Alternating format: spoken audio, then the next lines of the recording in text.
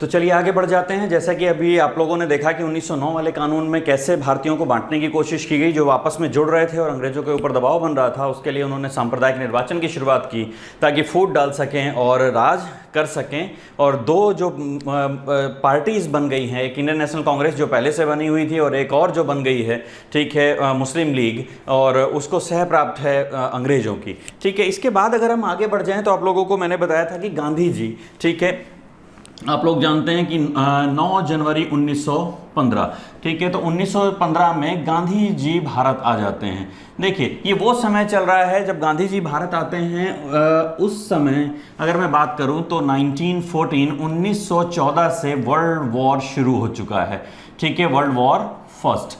तो ये world war first शुरू हो चुका है और गांधी जी जो अफ्रीका से भारत आ जाते हैं, जो अफ्रीका में थे, और अफ्रीका में भी आप लोगों ने देखा कि उन्होंने रंग भेद के खिलाफ कई सारी जो आंदोलन थे वो किए और फाइनली अंग्रेज़ों को झुकाया। और उसके बाद जब गांधी जी यहाँ आ जाते हैं तो उनकी यहाँ पर बहुत ज़्यादा चर्चा है।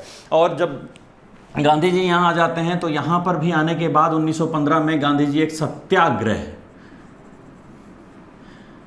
ठीक है, एक सत्याग्रह आश्रम, ठीक है, तो ये सत्याग्रह आश्रम है, इसकी स्थापना करते हैं और बाद में साबरमती के तट पर ट्रांसफ़र कर दिया जाता है और उसके बाद उसका नाम साबरमती आश्रम हो जाता है। ठीक है, तो ये सत्याग्रह आश्रम की शुरुआत यहाँ पर स्थापना हो जाती है। और इसके बाद गांधी जी क्या करते हैं, 15 और 16 यानी कि 1915 और 16, ठीक है, तो 1915 और 16 में गांधी जी भारत भ्रमण पर निकल जाते हैं। तो भारत भ्रमण, और जिस टाइम गांधी जी भारत भ्रमण कर रहे हैं उसी समय की बात है, 1916 में ही अगर आप लोग देखते हैं तो इधर मैं साइड में लेकर कुछ चल रहा हूं। ठीक है, तो 1916 में यहाँ पर एक और आंदोलन चल रहा है जिसका नाम है होम रूल। ठीक है, तो ये होम रूल आंदोलन जो उस टाइम चलाया जा रहा है, एनी बेसेंट हैं,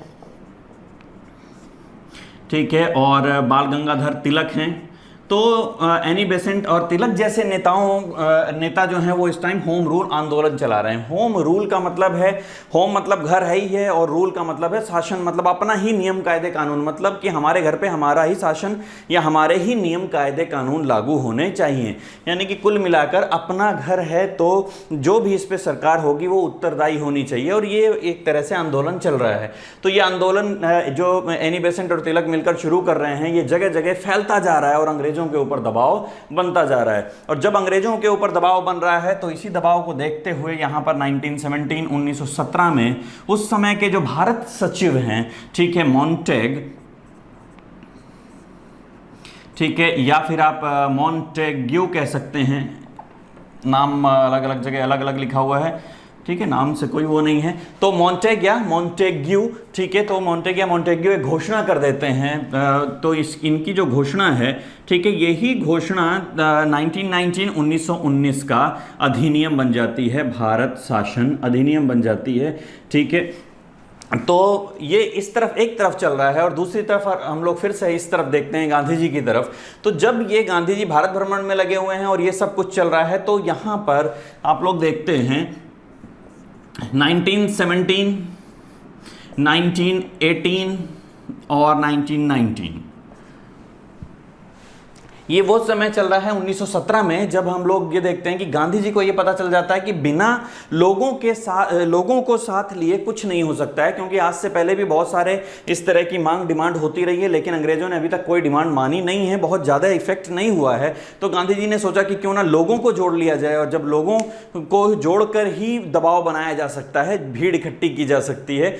ठीक है, तो ये दबाव, तो 1917 में ये यहाँ आने के बाद पहला आंदोलन कर देते हैं जो लोगों को जोड़ने के लिए है। ठीक है, और वो आप लोग जानते हैं कि ये है चंपारण। ठीक है, तो चंपारण में आप लोग बिहार के चंपारण में जो आंदोलन हुआ था 1917 में, ठीक है, वो देखते हैं। उसके बाद ये हिस्ट्री में जितने भी आंदोलन ये वगैरह हुए इनको अलग से किसी क्लास में ले लेंगे। ठीक है, फिलहाल हम बात कर रहे हैं पॉलिटी की, तो हम उसी हिसाब से चल रहे हैं कि हिस्ट्री को सिर्फ हम इस्तेमाल कर रहे हैं अपनी नॉलेज को बढ़ाने के लिए, क्योंकि बिना हिस्ट्री जाने भी हम पॉलिटी को नहीं समझ सकेंगे। ठीक है, या तो फिर रटने का ऑप्शन बचता है, कितना आप रट सकते हैं। ठीक है, लेकिन अगर समझना है तो आपको हिस्ट्री के साथ साथ ही समझना पड़ेगा, क्योंकि अगर हिस्ट्री में कुछ हुआ है तभी पॉलिटी में कुछ हुआ है। ठीक है, तो 1917 में चंपारण और 1918 में आप लोग देखते हैं, चाहे वो अहमदाबाद मिल आंदोलन हो, ठीक है, और या फिर वो खेड़ा सत्याग्रह हो। ठीक है, तो खेड़ा आंदोलन हो, तो ये खेड़ा सत्याग्रह हो या अहमदाबाद हो, ये 1918 में। और 1919 में भी गांधी जी अभी लोगों को जोड़ ही रहे हैं। गांधी जी लोगों को जोड़ने के लिए वो चाहते हैं कि मुसलमान भी उनके ही साथ आ जाएं, मुस्लिम लीग के साथ ना जाएं, तो वो एक और साथ देते हैं। खिलाफत आंदोलन चल रहा है उस टाइम पूरे विश्व में। ठीक है, तो इस खिलाफत आंदोलन में भी वो साथ दे देते हैं मुसलमानों का, ताकि ये जो मुस्लिम्स हैं ये कम्युनिटी भी इनके साथ जुड़ जाए। तो ये 3-4 आंदोलन जो आपको दिखाई दे रहे हैं, इनमें गांधी जी का मकसद इतना ही ताकि लोगों को जोड़ा जा सके और एक जो पावरफुल बैकग्राउंड है वो तैयार किया जा सके, ताकि उन अंग्रेजों पर दबाव बन सके। ठीक है, तो यहाँ तक आप लोग देख लीजिए, यहाँ तक 1919 खिलाफत आंदोलन तक। लेकिन इसी समय 1919 में, ठीक है, एक एक्ट आता है जिसका नाम है रॉलेट एक्ट। ठीक है, तो ये 1919 का रॉलेट एक्ट है 1919, और रॉलेट एक्ट का ये विरोध शुरू हो जाता है क्योंकि इसमें लिखा हुआ है कि जब किसी को भी बिना किसी रीज़न के भी गिरफ्तार करके रखा जा सकता है। ठीक है, उसके ऊपर कोई कार्रवाई मतलब कि केस वगैरह भी नहीं, फिर भी उसको गिरफ्तार करके रखा जा सकता है। तो इसका विरोध शुरू हो जाता है और जगह जगह पर लोग इसका विरोध करना शुरू कर देते हैं। ठीक है, लेकिन ये सारा का सारा विरोध क्योंकि गांधी जी का थोड़ा सा पुट आ रहा है इसमें, तो गांधी जी का पुट आ जाने की वजह से आप लोग ये देखते हैं कि इसमें जो अहिंसा के तौर पर ये पूरा का पूरा आंदोलन जो है वो अहिंसा पर चल रहा है। लेकिन फिर भी आप लोगों ने देखा कि जलियांवाला बाग में एक हत्याकांड हो जाता है, जलियांवाला बाग मसकेर हो जाता है, और उसमें आप लोग देखते हैं कि हजारों जो भारतीय हैं, बेगुनाह हैं, उनको गोली मार दी जाती है। तो जलियांवाला बाग यानी कि कहानी यहाँ तक पहुँची है कि रॉलेट एक्ट आ गया है 1919 में, और जलियांवाला बाग मसकेर हो गया है, हत्याकांड हो गया है। ठीक है, तो ये सारी की सारी चीज़ें हमें देखने को मिलती हैं 1909 के बाद। और यहाँ पर मैंने आपको बताया था 1917 में मॉन्टेग एक घोषणा करते हैं, क्योंकि यहाँ पर एक दबाव है होम रूल का। ठीक है, तो उसकी वजह से यहाँ पर एक कानून आ जाता है जिसको हम कहते हैं 1919 का अधिनियम, या फिर 1919 का मॉन्टेग चेम्सफोर्ड अधिनियम। चलिए इसको देख लेते हैं कि क्या कहा था इन्होंने इस कानून में, क्या हुआ था आखिर।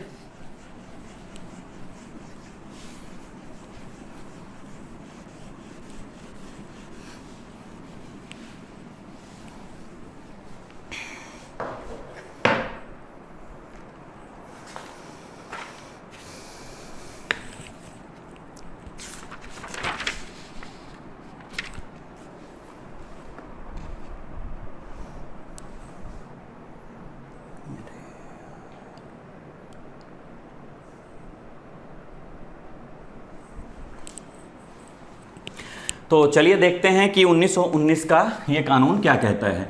ठीक है, तो 1919, ठीक है, ये है मॉन्टेग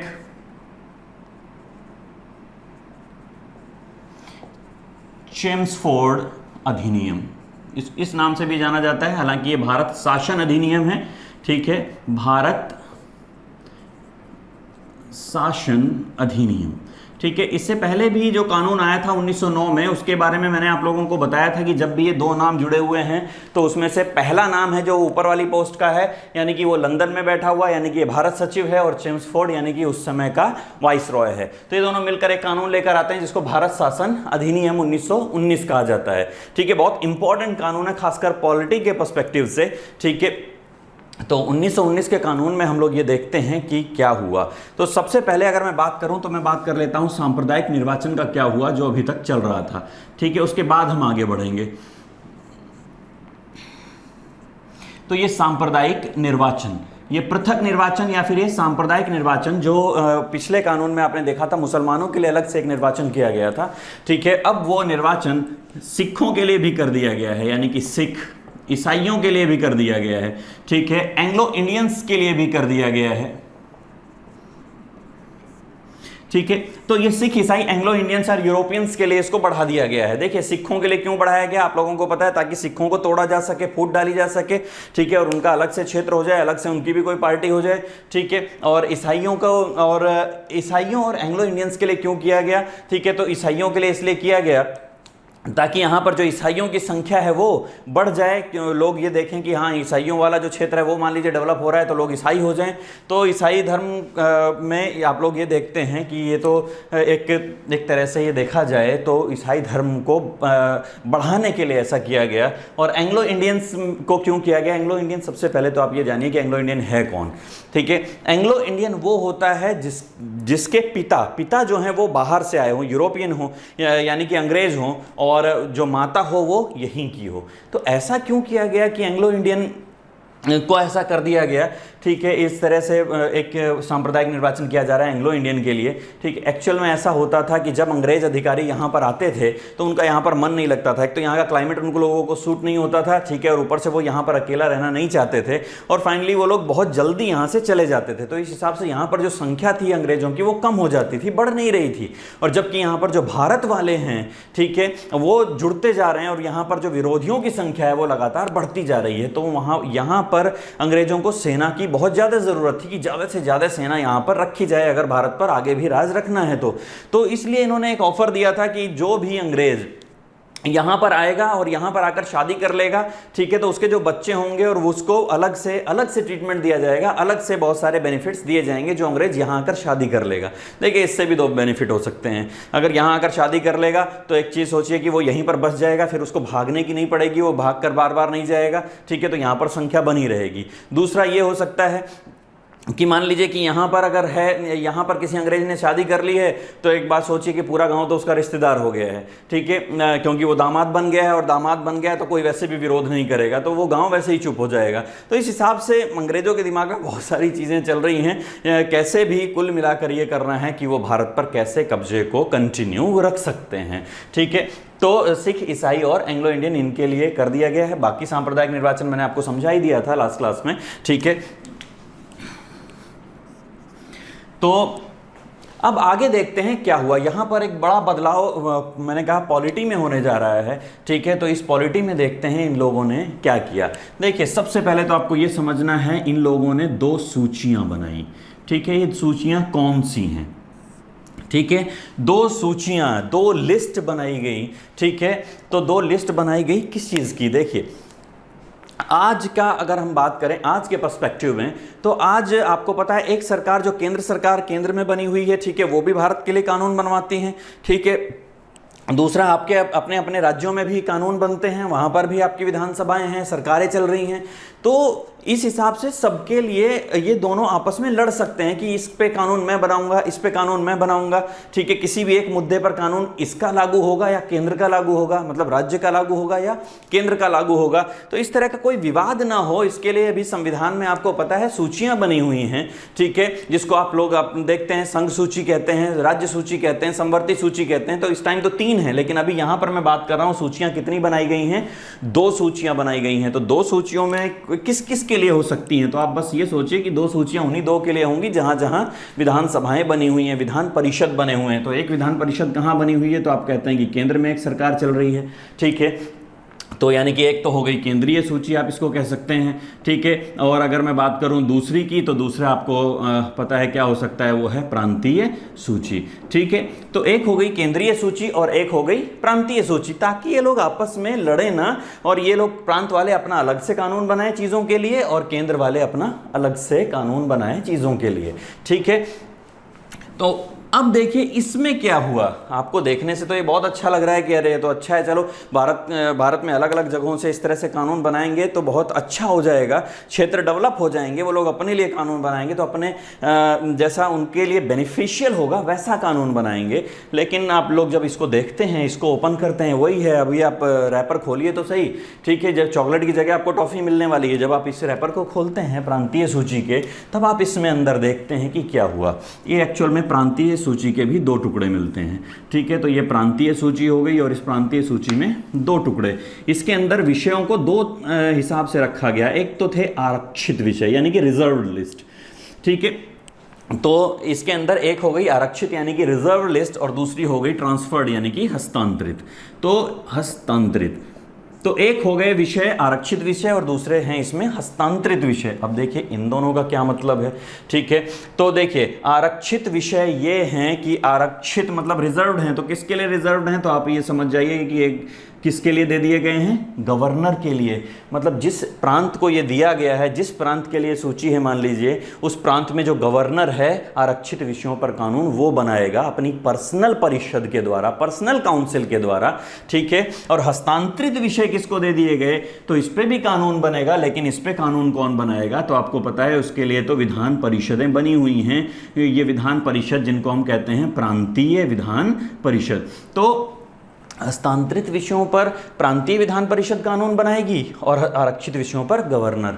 ये तो बहुत ही बेकार बात हुई। इस हिसाब से अगर आप सोचें तो आज के सिनेरियो में अगर मैं बात करूं राजस्थान की, तो आप लोग देखते हैं, मान लीजिए कि राजस्थान में ये कहें कि राजस्थान अपना अलग से कानून बनाया करेगा, ठीक है, केंद्र अपना कानून बना रही है, लेकिन राजस्थान में आधे कानून जो है वो गवर्नर बनाया करेगा, ठीक है, जिसको आप लोग देख रहे हैं कि केंद्र ने ही नियुक्त किया है और यानी कि उसी का काम करेगा। ऑब्वियसली बात है कि वाइसरॉय ने यहाँ पर नियुक्ति गवर्नर की है, तो ये तो उसी का काम करने वाला है, ठीक है। और जो हस्तांतरित विषय हैं उसमें आप लोग देखेंगे कि वो कह दिया जाए कि यहाँ की जो गवर्नमेंट है, जो प्रांत में सरकार चल रही है, विधानसभा बनी हुई है, वो इन पर कानून बना देगी। तो आप लोग ये सोच लीजिए कि क्या इसमें हस्तांतरित यानी कि ट्रांसफर्ड जो सूची है, ठीक है, क्या इसमें ढंग की चीज़ें इन लोगों ने लिखी होंगी? नहीं, जितने भी इंपॉर्टेंट चीज़ें थी, जितने भी इंपॉर्टेंट लिस्ट थी, वो सारी की सारी इसमें डाल दी गई, और जो बची खुची और बेकार चीज़ें थी, ठीक है, वो किस में डाल दी गई, हस्तांतरित में डाल दी गई। यानी कि इस चीज़ से भी हम खुश होने वाले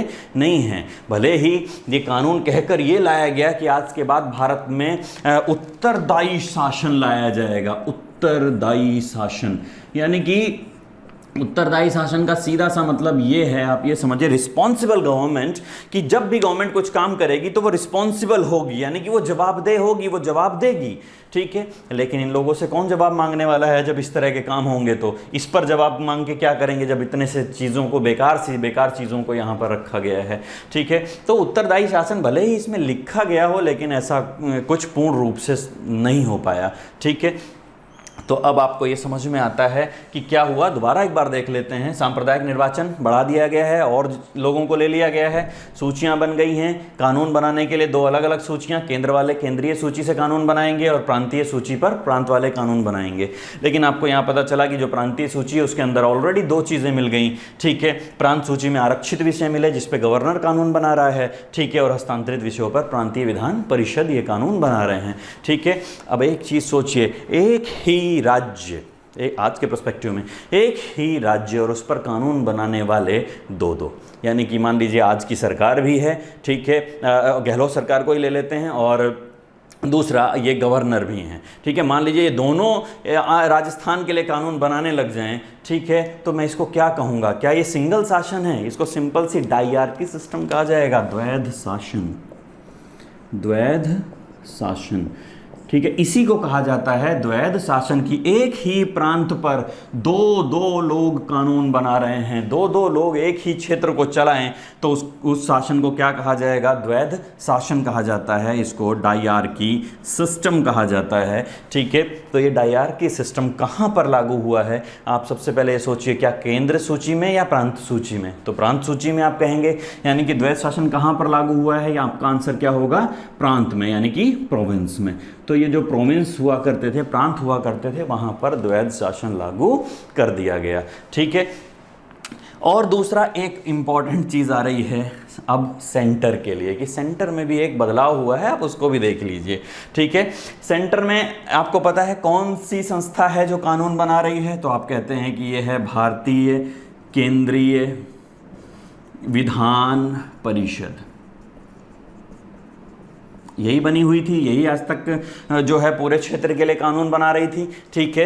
अब ये एक सदनीय थी, यानी कि एक सिंगल हाउस सिस्टम था, एक अकेली हुआ करती थी। आज के बाद ये दो हुआ करेंगी, यानी कि यहाँ पर आप ये समझिए, अब ये सिंगल हाउस की जगह डबल हो जाएगी, और एक तरह से आप समझिए कि एक ये कहलाएगी राज्य परिषद, ठीक है, और एक कहलाएगी, इस तरह से आप समझ लीजिए कि मैं इस पे लोकसभा लिख देता हूं, ठीक है। वैसे इसका नाम था विधानसभा, विधान परिषद,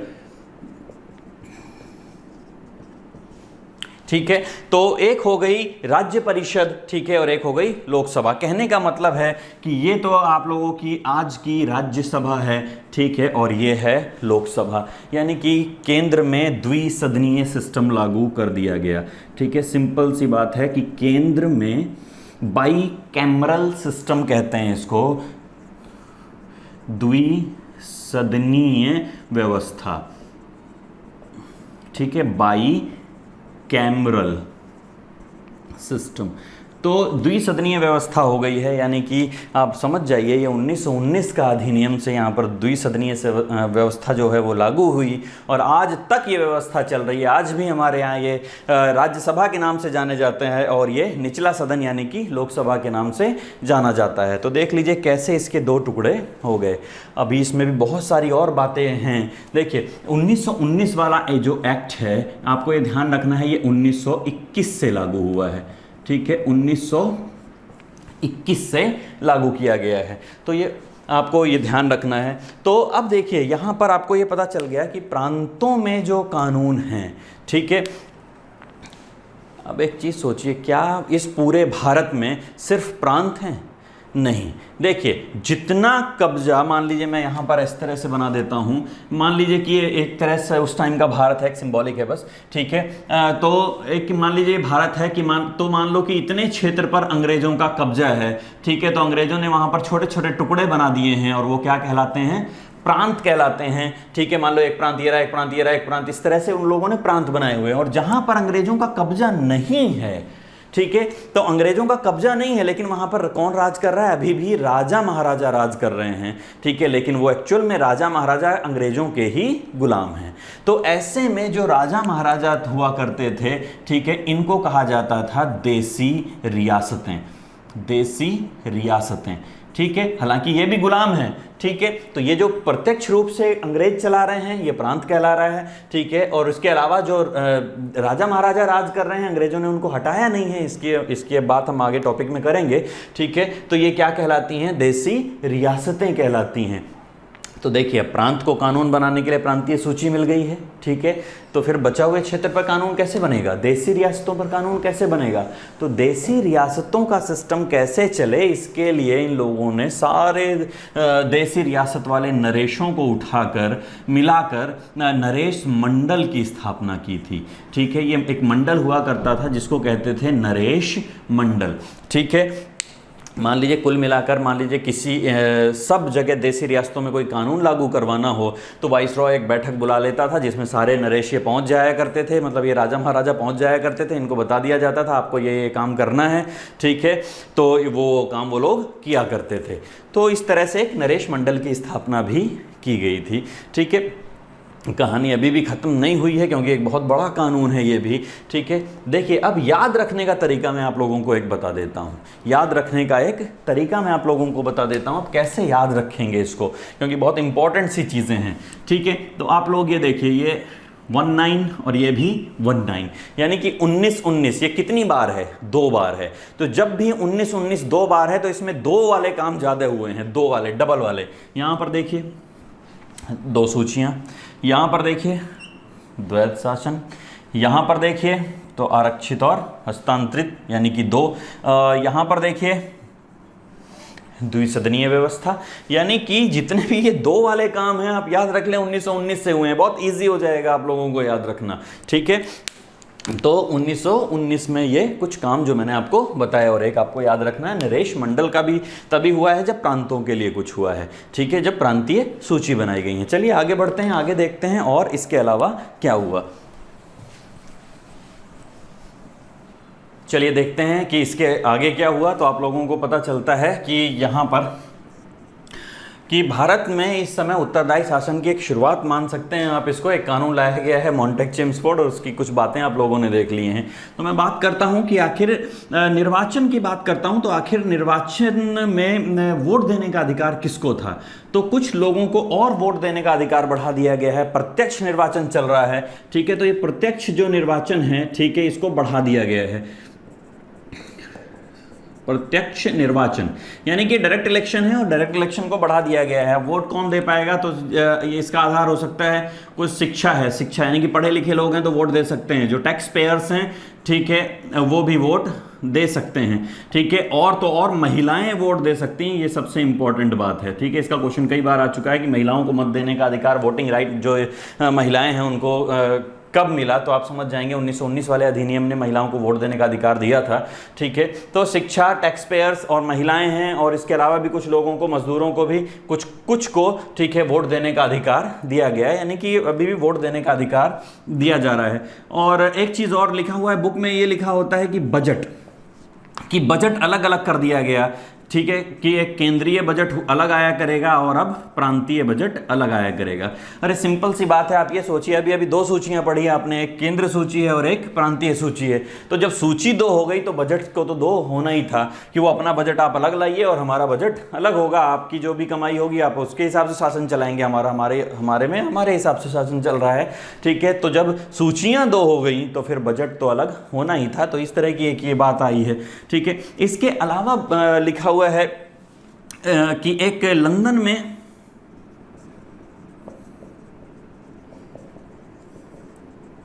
उच्चायुक्त की स्थापना की जाती है। लंदन में एक हाई कमिश्नर बिठाया जाता है, हाई कमिश्नर। आज भी आप लोग देखते हैं हाई कमिश्नर होते हैं, ठीक है, ये जो उच्चायुक्त होते हैं एक दूसरे देशों में एक दूसरे देशों के प्रतिनिधि होते हैं। मान लीजिए किसी दूसरे देश में यहाँ का उच्चायुक्त है, यानी कि वो हमारा प्रतिनिधि है हमारे देश का, या फिर हमारे देश में किसी देश का हाई कमिश्नर है, तो यानी कि वो वहाँ का रिप्रेजेंटेटिव है, यानी कि वो वहाँ का प्रतिनिधि है, ठीक है। तो उच्चायुक्त, लेकिन आप दो शब्द पढ़ते हैं, मैं इसमें भी चलिए अंतर बता ही देता हूँ, एक उच्चायुक्त होता है और एक राजदूत होता है, ठीक है। दोनों लगभग सेम हैं, बस एक चीज़ का अंतर आप मान लीजिए, अगर कोई देश ब्रिटेन का गुलाम था, ठीक है, तो जो ब्रिटेन के गुलाम जितने भी देश हैं, तो ये ब्रिटेन के जितने भी देश ब्रिटेन के गुलाम थे वो एक दूसरे में राजदूत नहीं रखते, बस ये ध्यान रखिएगा, राजदूत नहीं रखेंगे, वो क्या रखेंगे, हाई कमिश्नर यानी कि उच्चायुक्त रखेंगे, उच्चायुक्त, इनका उच्चायोग होगा, ठीक है। एम्बेसडर नहीं रखेंगे, एम्बेसी नहीं होगी, उच्चायोग होगा, हाई कमीशन होगा, हाई कमिश्नर रखा जाएगा, ठीक है, जो ब्रिटेन के गुलाम थे। तो मान लीजिए कि दो देश हैं, दोनों ब्रिटेन के गुलाम थे, तो ये आपस में उच्चायोग बनाएंगे, उच्चायुक्त रखेंगे।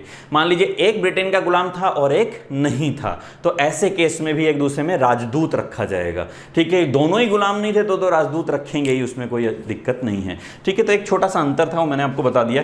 तो लंदन में उच्चायुक्त, लंदन में अब भारत का उच्चायुक्त होगा, ठीक है, यानी कि वो भारत का एक प्रतिनिधि होगा जो लंदन में होगा। ऑलरेडी भारत की जो चीज़ें थी लंदन में, वो कैबिनेट मिनिस्टर यानी कि एक भारत सचिव संभाल रहा था, ठीक है। बस अब किया क्या गया है, उस भारत सचिव से कुछ चीज़ों को लेकर इसको ट्रांसफ़र कर दिया गया है कि कुछ चीज़ें ये देख लेगा, ये भारत का प्रतिनिधि करेगा सिर्फ कुछ चीज़ों के लिए, ठीक है। तो ये लंदन में उच्चायुक्त वाली बात हो गई। इसके बाद अगर अभी भी हम आगे बढ़ जाएं तो एक लोक सेवा आयोग,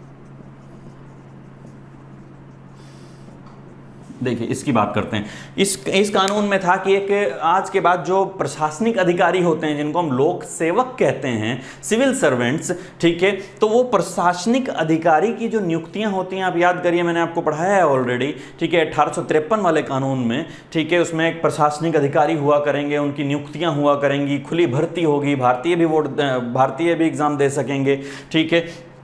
तो अब ये एग्ज़ाम करवाने के लिए एक संस्था आ गई जिसका नाम है लोक सेवा आयोग, और आज भी ये संस्था इसी तरह जारी है।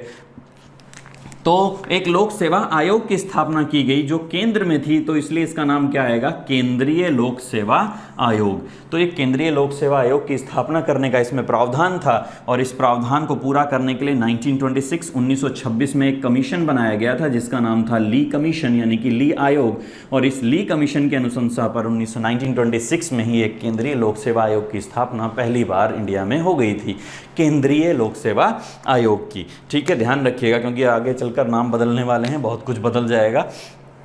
और इसकी एक लास्ट लाइन जो मैं आप लोगों को बताऊं, तो इसमें एक लास्ट लाइन और मान लीजिए, ठीक है। तो इसमें लिखा हुआ था कि ये कानून ये जो कानून इन लोगों ने लागू किया है ये अच्छा रहा या नहीं रहा, ये सक्सेसफुल रहा या नहीं रहा, इससे भारतीय खुश हुए या नहीं हुए, इसकी एक समीक्षा की जाएगी, रिव्यू किया जाएगा इसको, यानी कि इस कानून की समीक्षा की जाएगी। और समीक्षा कब तक? 10 वर्ष के बाद की जाएगी। तो 10 वर्ष बाद समीक्षा की जाएगी। देखिए, एक तरह से आप बिल्कुल ये सोचिए कि आप किसी चीज़ से खुश नहीं हैं और इतने में मैं कुछ कहता हूँ कि ठीक है, आपके आज के बाद आपके लिए ऐसा सिस्टम लागू कर दिया जाएगा, ठीक है, और आप कहते हैं फिर इससे क्या होगा। मैंने कहा मैं ये कहता हूं कि ठीक है, एक बार लागू करके देख लेते हैं और 10 साल बाद रिव्यू कर लेंगे, अगर आपको पसंद आएगा तो कंटिन्यू करेंगे और पसंद नहीं आएगा तो हम इसको डिसकंटिन्यू कर देंगे, दूसरा सिस्टम देखेंगे, ठीक है। तो इस तरह की चीज़ें थी, ठीक है। तो रिव्यू होनी थी, समीक्षा होनी थी, कितने वर्ष बाद होनी थी? 10 वर्ष बाद होनी थी, ठीक है। और अब यहाँ तक ये कानून पूरा हो गया है। तो अब अगर मैं और आगे बढ़ जाऊँ तो आप लोग देखते हैं कि 1919 का एक कानून आया है और उधर जलियांवाला बाग हत्याकांड हो गया है। तो कानून से ज़्यादा ध्यान उधर है। तो आप लोग ये समझ जाइए कि जो गांधी जी हैं वो तो एक आंदोलन चला रहे हैं। 1920 में गांधी जी ने एक आंदोलन शुरू कर दिया जो आप लोग कहते हैं असहयोग आंदोलन।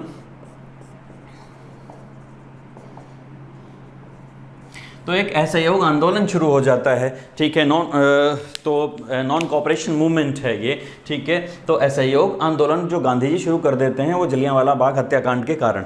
तो इस हिसाब से अंग्रेजों पर दबाव लगातार गांधी जी बनाने की कोशिश कर रहे हैं और दूसरे लोग भी हैं जो दबाव बना रहे हैं, ठीक है। और अभी आपने देखा यहाँ पर लिखा हुआ है कि इसकी समीक्षा की जानी है कितने वर्ष बाद? 10 वर्ष बाद। और 10 वर्ष बाद जब इसकी समीक्षा करवानी होती है तो आप लोग, एक तो 10 वर्ष पूरे नहीं होते हैं जब वो आयोग आता है। तो आप ये सोचिए, अगर ये कानून 1919 में आया तो 10 वर्ष 1929 में पूरे होते हैं, लेकिन ये कानून 1921 से लागू हुआ है। तो अगर 1921 के हिसाब से लगाया जाए तो 1931 में जाकर ये पूरा होता है 10 वर्ष। लेकिन 1927 हिस्ट्री में कुछ लेकर चल रहा हूं मैं आपको इस तरफ, ठीक है। 1927 में एक आयोग आ जाता है जिसको हम कहते हैं साइमन कमीशन या साइमन आयोग, ठीक है। तो ये साइमन कमीशन भेजा जाता है क्योंकि यहाँ पर लिखा गया है 10 वर्ष बाद इस कानून की समीक्षा होनी है, रिव्यू होना है। और ये 10 वर्ष बाद ये कानून की समीक्षा करने के लिए जो आयोग आया है, ठीक है, उसका नाम है साइमन कमीशन। तो ये साइमन कमीशन भेज दिया जाता है जिसको आप गोरे लोगों का आयोग कहते हैं। इसका विरोध किया जाता है क्योंकि ये इसमें कोई भी भारतीय नहीं है, ठीक है। हिस्ट्री में बहुत सारी चीज़ें हैं और ये साइमन कमीशन यहाँ पर आता है। और ये साइमन कमीशन यहाँ आने के बाद सब लोगों से बात करता है, हर एक छोटी छोटी पार्टियों से भी बात करता है कि भाई ये कानून कैसा रहा, कि आपके लिए क्या लागू किया जाए, ऐसा क्या किया जाए, क्या बदलाव किए जाएं इसमें, हर एक से बात करता है, ठीक है। और बात करने के बाद आप लोग ये देखते हैं कि लगातार जब चर्चाएं होती हैं और फाइनली 1930 में ये अपनी रिपोर्ट दे देता है। इसके बीच में क्या कहानियां हुई हैं इन सब की भी मैं बात करूंगा, लेकिन वो टॉपिक दूसरा है। नेक्स्ट टॉपिक में वो आएंगी, ये सारी बातें आएंगी साइमन कमीशन के बारे में, ठीक है। वो टॉपिक लेकिन संविधान सभा है, ठीक है। तो उस टॉपिक में मैं अभी नहीं जा रहा हूँ। तो 1930 में साइमन कमीशन रिपोर्ट दे देता है। और साइमन कमीशन जब रिपोर्ट दे देता है तो उस रिपोर्ट पर चर्चा करने के लिए भारत से प्रतिनिधियों को लंदन बुलाया जाता है। और जब लंदन बुलाया जाता है तो देखिए, इस रिपोर्ट पर क्या किया जाना है? डिस्कशन किया जाना है, चर्चा की जानी है। और इस रिपोर्ट पर चर्चा कहाँ होनी है? लंदन में होनी है। और लंदन में इसके लिए आयोजित किए जाते हैं राउंड टेबल कॉन्फ्रेंस, यानी कि गोल मेज सम्मेलन। तो ये गोल मेज सम्मेलन, तो गोल मेज सम्मेलन आयोजित किए जाते हैं। और गोल मेज सम्मेलन यानी कि आप पहले की बात करें, यानी कि 1930 जब ये रिपोर्ट आई है तो नवंबर में ही हुआ था, ठीक है। उसके बाद आप सेकंड की बात करें, उसके बाद आप थर्ड की बात करें, यानी कि 1931 और यहाँ पर 1932। तो 1930, 31 और 32 में ये 3 गोल में सम्मेलनों को आयोजित किया जाता है। और यहाँ से प्रतिनिधियों को बुलाया जाता है। मुस्लिम लीग भी जाती है, ठीक है, हिंदू महासभा वाले भी जाते हैं, ठीक है, और दूसरे प्रतिनिधि भी जा रहे हैं, जो यहाँ के राजकुमार वगैरह हैं वो भी जा रहे हैं इसमें, ठीक है। लेकिन पहले वाले में कांग्रेस की तरफ से कोई नहीं जा रहा है, ठीक है, क्योंकि इसका विरोध चल रहा है तो कोई नहीं गया। यहाँ पर क्यों नहीं गए, उसके पीछे भी एक रीज़न था, क्योंकि उस समय एक और आंदोलन गांधी जी चला रहे थे, ठीक है। और वो आंदोलन था सविनय अवज्ञा। तो उस समय एक आंदोलन चल रहा है जिसका नाम है सविनय अवज्ञा आंदोलन। तो जब सविनय अवज्ञा आंदोलन चल रहा है तो गांधी जी उसमें नहीं जाते हैं। उस टाइम जो वाइसरॉय यहाँ पर हैं उसका नाम है इरविन। इरविन गांधी जी को बुलाते हैं कि आप जाइए, ठीक है। तो इनकी भी आगे मैं बात करूंगा सभी की। तो यहाँ पर गांधी और इरविन के साथ एक समझौता हो जाता है जिसको गांधी इरविन पैक्ट के नाम से जाना जाता है। तो गांधी जी मान जाते हैं जाने के लिए और उसके बदले में बहुत सारी डील हो जाती हैं, अलग टॉपिक की बातें हैं वो, ठीक है। तो उसके बाद जब आप देखते हैं गांधी जी जाते हैं तो कौन से वाले सम्मेलन में? गांधी जी जाते हैं दूसरे वाले सम्मेलन में, क्योंकि पहले में तो नहीं जा रहे हैं। तो दूसरे में गांधी जी पहुँचते हैं, वहाँ जाकर अपनी बातों को रखते हैं, लेकिन वहाँ पर ऑलरेडी जो मुस्लिम लीग, हिंदू महासभा और राजा महाराजा सब पहुँचे हुए हैं, उनके बीच कॉन्फ्लिक्ट हो जाता है, मतलब कि बातें नहीं मानी जाती हैं। तो गांधी जी वापस आ जाते हैं। तो गांधी जी जब गए थे तब अपना जो सविनय अवज्ञा आंदोलन है उसको बीच में स्टॉप करके गए थे, ठीक है, रोक कर गए थे। लेकिन जब वापस आते हैं गुस्से में तो ये सविनय अवज्ञा आंदोलन आने के बाद दोबारा शुरू कर देते हैं, यानी कि सविनय अवज्ञा आंदोलन पार्ट 2, ठीक है। तो सविनय अवज्ञा आंदोलन फिर से शुरू हो जाता है और यहाँ पर फिर से अब गांधी जी जब वापस आ गए हैं तब आप लोग ये देखते हैं कि यहाँ पर, ठीक है, जो सम्मेलन है वो सक्सेसफुल नहीं हुआ, ना ये सम्मेलन सक्सेसफुल हुआ, ना ही ये सम्मेलन सक्सेसफुल हुआ, ठीक है। इसके बाद तीसरा एक और सम्मेलन बुला दिया जाता है, ठीक है, 1932 में, कि गोलमेज सम्मेलन एक और बुलाया जाएगा, गांधी जी फिर से आ जाइए और बाकी लोग आ जाइए, हम बैठ के बात करेंगे। लेकिन गांधी जी बोलते हैं जो बातें मुझे करनी थी वो मैंने पिछली बार कर ली हैं, इस बार फिर से मैं आकर वही बातें दोहराऊंगा, फिर वही होगा, तो आप लोगों को जो डिसीजन लेना है वो ले लीजिए। तो इस हिसाब से एक और सम्मेलन आयोजित हो जाता है 1932 में, तीसरा गोलमेज सम्मेलन। और जब ये गोलमेज सम्मेलन भी आयोजित हो जाता है, फाइनल हो जाता है, ठीक है, तब पता चलता है कि ये पूरा जो गोलमेज सम्मेलनों का जिस्ट है, ये जिस्ट बनाकर एक कानून बना दिया जाता है और वो कानून कहलाता है 1935 का भारत शासन अधिनियम। यानी कि गोलमेज सम्मेलनों में जो कुछ भी हुआ है, ठीक है, उसमें जितनी भी चर्चाएं हुई हैं, डिस्कशंस हुआ है, उन सब डिस्कशन से एक कानून बनकर तैयार हुआ और वो कानून क्या है? 1935 का भारत शासन अधिनियम, ठीक है। तो यानी कि हम एक लास्ट कानून पे एक तरह से मानिए आप पहुंच जाएंगे, ठीक है। सबसे इंपॉर्टेंट और सबसे बड़ा कानून है 1935 का भारत शासन अधिनियम।